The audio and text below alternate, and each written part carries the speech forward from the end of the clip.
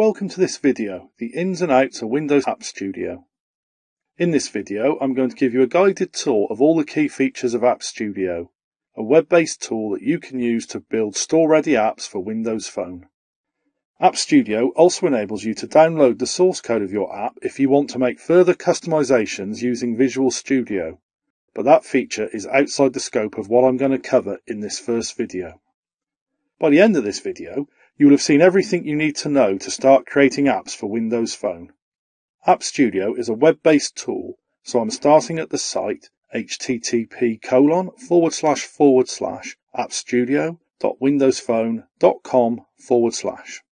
If I click on the Start New Project link, I can sign into App Studio using my Microsoft account. If you don't already have a Microsoft account, you can sign up for one at https://signup.live.com. When I sign in, App Studio displays all my existing apps on the My Projects page. However, in this video, I want to show you how to create a brand new app from scratch, so I'll go ahead and click on the Start New Project button. Just before I do that, remember, you can always get back to your list of apps at any time by clicking on the My Projects link. Now I'm on the Choose Your Template screen. I can view all the available templates. I can choose one of the pre-built templates as a starting point for my own app, or create one from scratch.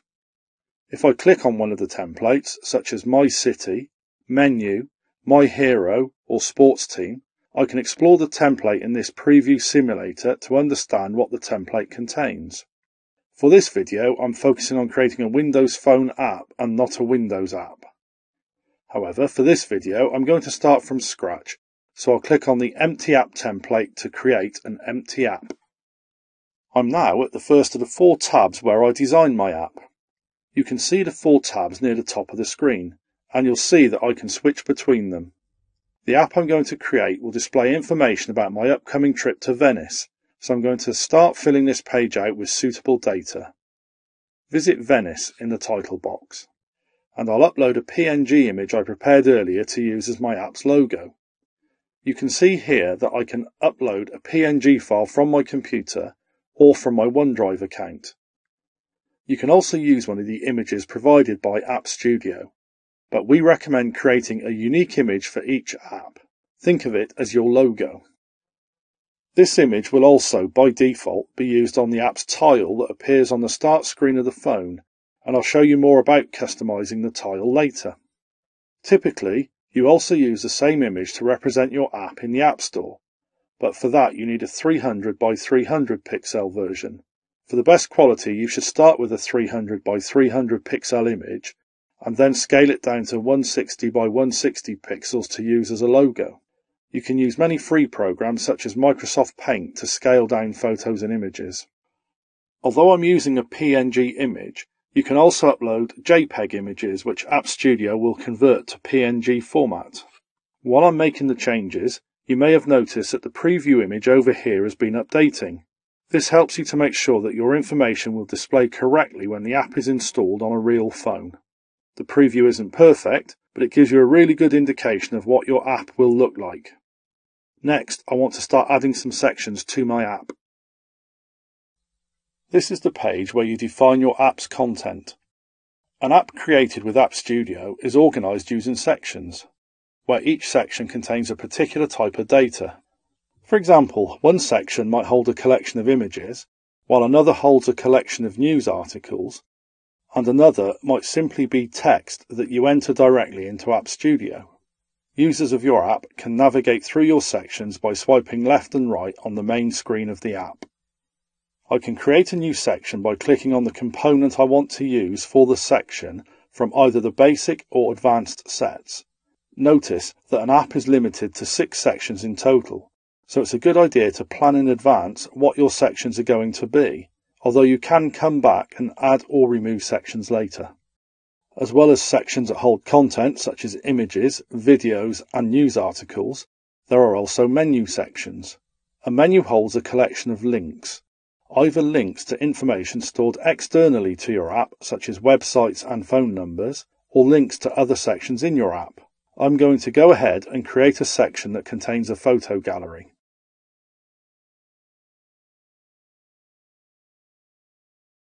To add a section that contains some pictures, I'll click on the Flickr component to add a new section. I'll give the section a name, configure my Flickr user ID to show the pictures in my photo stream, and confirm the addition. Instead of using a Flickr user ID, I can provide a search term for the pictures I want to display.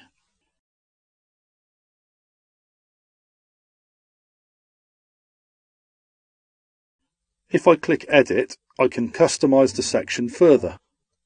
On this page, I can choose the layouts for the list and detail pages in the section. I'm going to choose slightly larger thumbnails for the listing page and a larger picture for the detail page.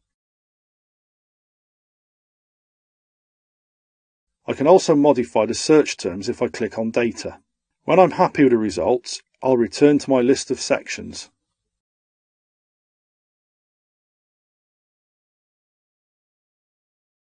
Now I'm going to add another section that contains a collection of videos from YouTube. I'll give the new section a name and customize the list of videos from YouTube that my app displays by entering either a YouTube username or a search term. I'll click Confirm when I'm done. I'll save my new section.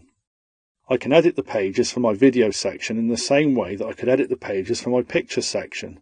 I can add or remove detail pages and select different layouts.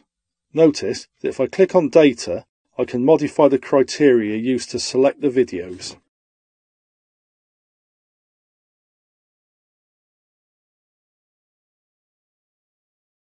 Next, I'm going to add a section that shows news from the Venice Biennale Festival. To do this, I'm adding a section with an RSS data source. Many news sites and blogs use RSS as a way to publish articles to subscribers as they become available. This is a great way to add a data source that stays up to date with the latest news on a topic. Here, I'm adding the address of an RSS newsfeed from the New York Times.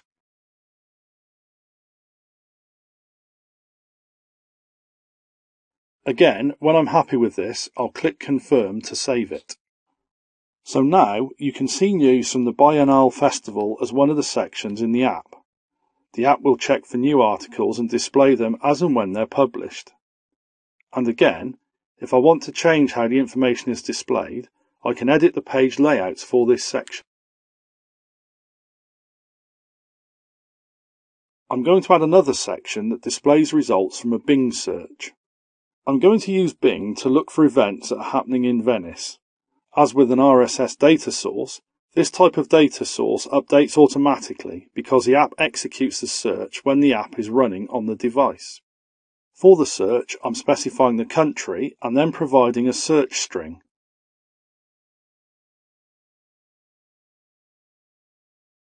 I'll click Confirm when I'm done. I'll save the new section. If I want to modify the layout for this page, I'll click on Edit. Notice that there's only one layout for the search results. On the data page, I can modify the search criteria.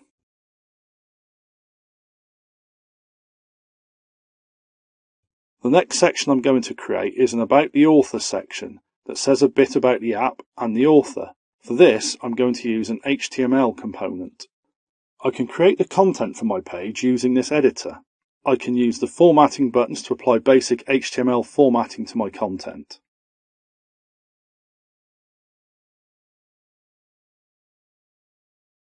If I want to, I can also edit the HTML directly by clicking here. A useful tip for creating content in an HTML data source is that you can cut and paste from an existing website and keep the formatting. Let me save this new section.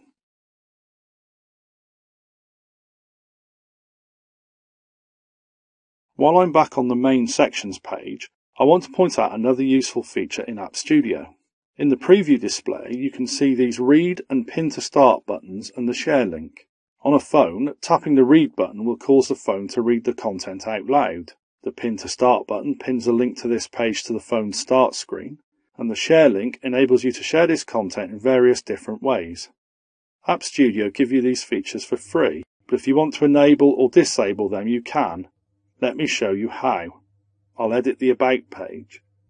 I can enable or disable each of these extra features for the page here. For the text-to-speak option, I can specify which item on the page the phone should read out loud. In the case of an HTML section, there's only one piece of content available, but there may be more for other section types. I'm not going to make any changes, so I'll exit from here.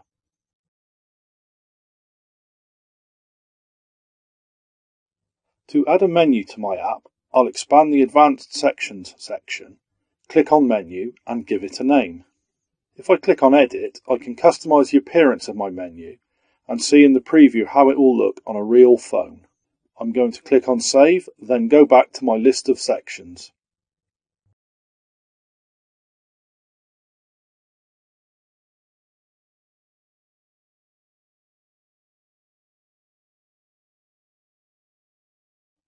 If I click on this down arrow, I can add items to my menu.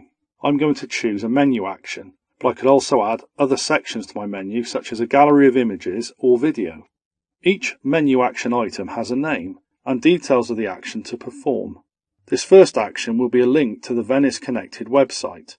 I'll add a name for the action and set the URL of the website. Then I'll click Confirm to save it.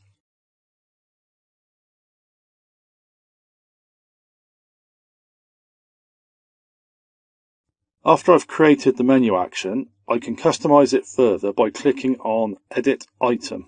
Here, I can modify the link text displays in the app and add an icon.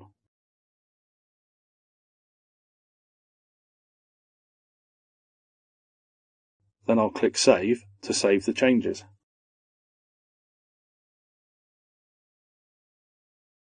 I'll click on the down arrow on the menu action component again, and this time I'll add an action item that can dial the help desk for the train company.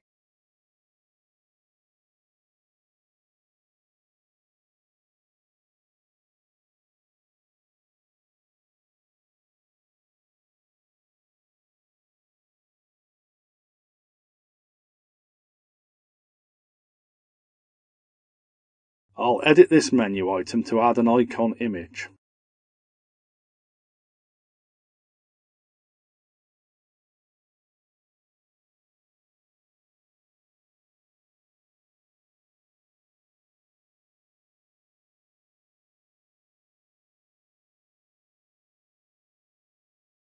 And finally, I'll add an action that will help me to send an email to Jane, my trip organizer.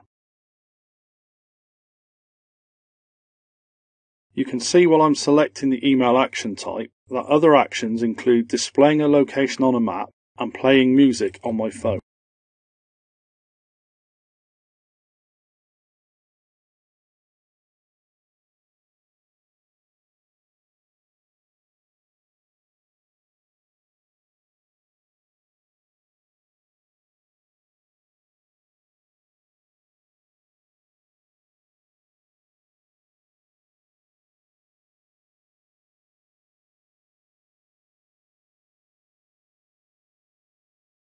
I've now created 3 actions on my menu.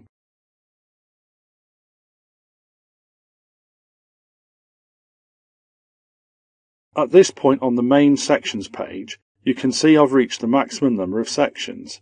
I still have one more important section to add, so I'll delete the section that contains videos of singing gondoliers. For this last section, I'm going to use the collection component to create a mini database of museums in Venice. I can define the data that my collection will hold here. I'm going to start by adding a set of default columns for my data by clicking here. I'm going to add a new column called Address to store each museum's address. Notice I can choose between all these different types for each column. I can also say whether the value can have multiple lines. I'm also going to add a column to store a phone number. When I've finished with the column definitions, I'll click Confirm to save them.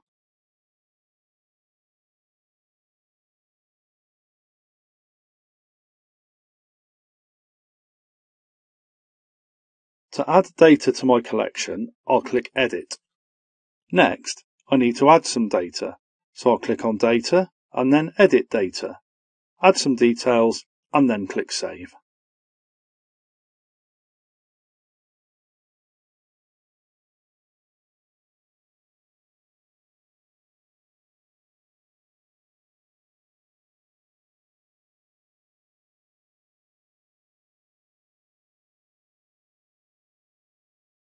To speed up entering the data, you can use the Import and Export feature. First, I'm going to click Export Data to export my single item to a file. I'll save the file on my local hard drive.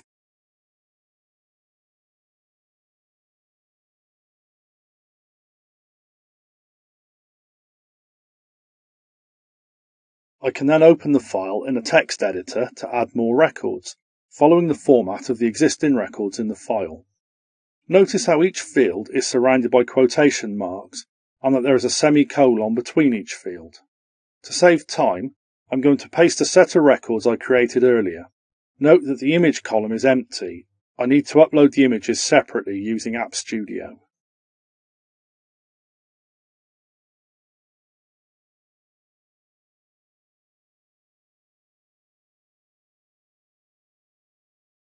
Back in App Studio, I'll click on Import Data and select the CSV file I edited.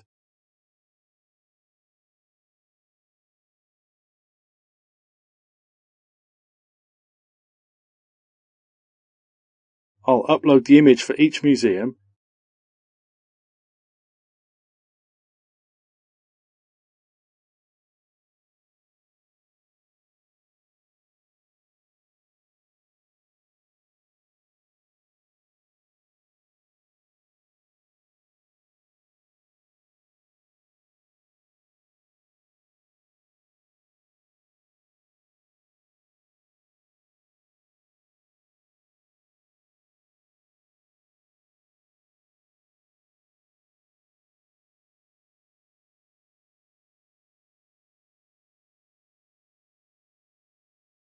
And then accept the new records by clicking Save. One other important thing to note is that you can't add or remove columns after you've created any items. However, you could export your items, edit your column definitions, add new column data into your CSV file, and then re-import your items. The other important decision I have to make about my collection data source is whether it should be static resource or a dynamic resource. If I choose static resource, then the items are embedded in the app. The app can display the items without needing an internet connection, but I can't change a collection without regenerating the app and redistributing it to all my users. On the other hand, using dynamic resource means that the items are stored in the cloud. The app needs an internet connection to display them, but I can edit the collection within App Studio and have the changes automatically picked up by all of my users because the app loads the collection from the data service in the cloud. I'm going to change my data source to use a dynamic resource.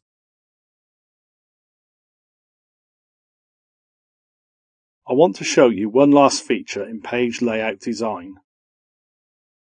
I'm going to use these bindings to configure what information from the collection is displayed on the list of museums. Notice how the preview updates.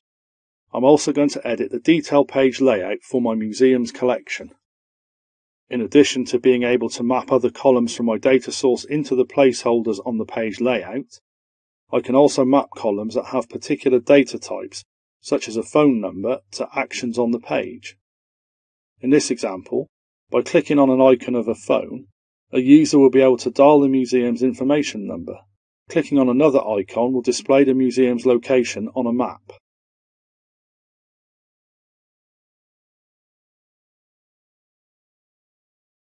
Let me save the changes.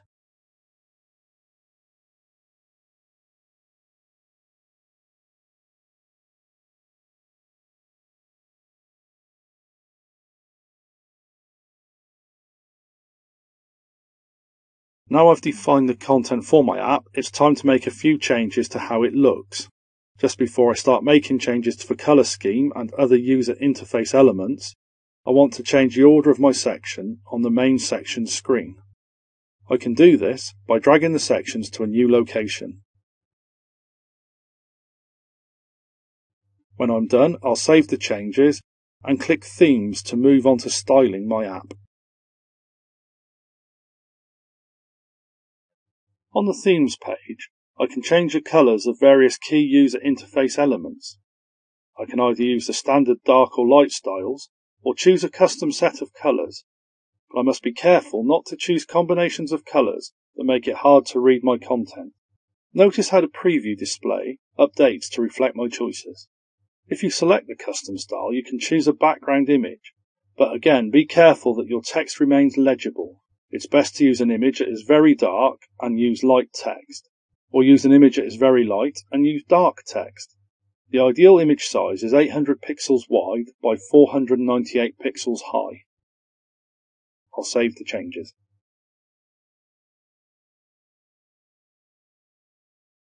On the Tiles tab, I can change the appearance and behaviour of the tile that represents the app on the phone's start screen. The Flip template enables me to customise the front and back of a tile with different content. The Cycle template cycles through up to 9 images from one of the collection sections in my app. If you have a section that uses an App Studio data service collection, then you can update the images on your users' phones by editing the content of the data service in App Studio.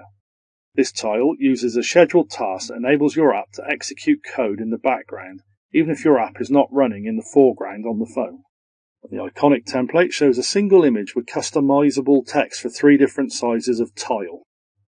For my app, I'm going to select the Cycle template and configure it like this.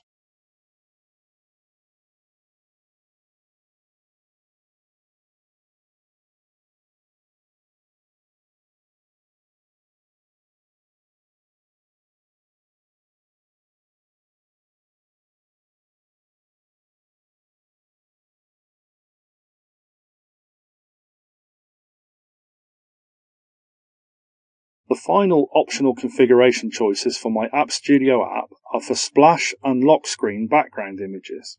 The splash screen displays while the app is loading, and the lock screen displays if a user chooses the app as the phone's lock screen. If you create your own custom images, they should be 720 by 1280 pixels in size. You can upload these images from your computer or from your SkyDrive account. I'm using the same image for both in my app.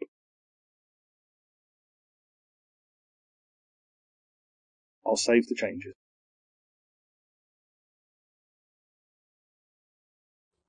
On the Publish Info tab, I'm going to complete some information in preparation for publishing my app to the store. I'll add a description,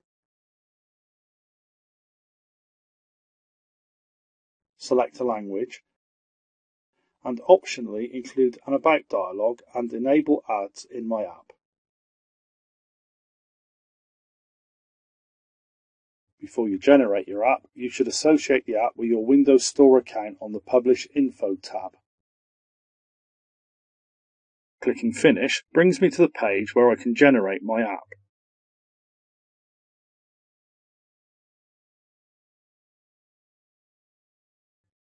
Here, I can choose to create an app for Windows Phone 8 that will run on phones with Windows Phone 8 or Windows Phone 8.1. Or I can choose the option on the right to build a universal Windows app that will run on any phone, tablet or PC running Windows 8.1. For the purposes of this video, we will create a Windows Phone 8.0 app. It takes App Studio a few minutes to generate the app, and when it's done, it'll send me a notification email. Now that the app is ready, I have a couple of options. If I want to try out the app on my phone, I should make sure I've already installed the App Studio certificate. When I signed up for App Studio, I received an email with the instructions for installing the certificate on my phone. I've already installed the certificate, so I could go ahead and install the app on my phone by simply scanning the QR code from the screen. If you didn't do this, App Studio will prompt you to download the certificate when you sideload the app by scanning the QR code or clicking the download link from Internet Explorer on the phone. You'll notice when you sideload the app that you see the Tap to Open page in Internet Explorer on the phone. When you tap it, it will prompt you with the Install Company App dialog. When you click Install, the app is installed in the background. When you return to the Internet Explorer page, you don't need to tap to open a second time. When you click the Start button and swipe to the Apps page, the installed app will be in the list. If I'm planning to publish my app in the Windows Phone App Store, I can download the Publish package .xap file from here. Alternatively, I can download the source code if I plan to make further enhancements to the app using Visual Studio. The next video, how to get to the source code and make a modification, will help you get started with this. Or I can share my app with friends and colleagues by clicking one of the Share It options. Before I finish, I want to show you what the app looks like running. I've already downloaded the app and I'm running it in the emulator rather than on a real phone because it's easier to show in this video. You can see the tile I defined on the phone start screen, and when I launch the app you'll see the splash screen as it loads. As I navigate through the app, you can see the various sections I defined.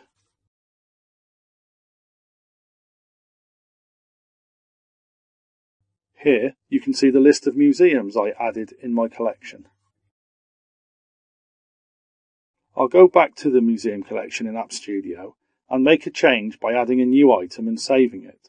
Because this collection uses App Studio data services, I should see the new entry in the app on the phone as soon as I click refresh or restart the app.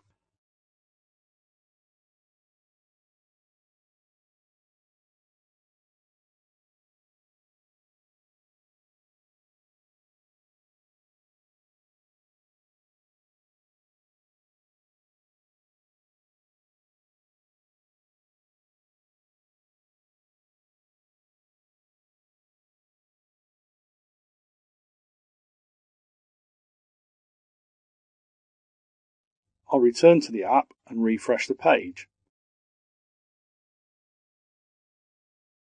You can see that the new item has appeared. It would also show up automatically the next time the user launched the app. If I click on one of the museum entries, the information is displayed on the detail page. I can navigate between entries by swiping left and right. I don't need to return to the list page first.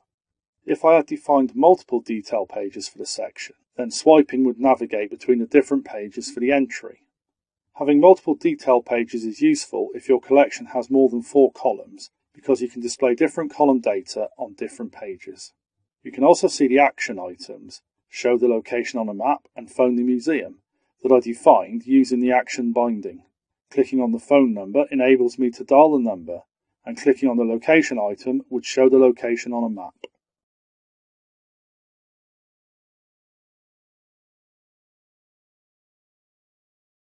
Thanks for watching this video. If you want to learn more about extending and enhancing your app using Visual Studio, then watch the next video, how to get to the source code and make a modification. Have fun and build some great apps.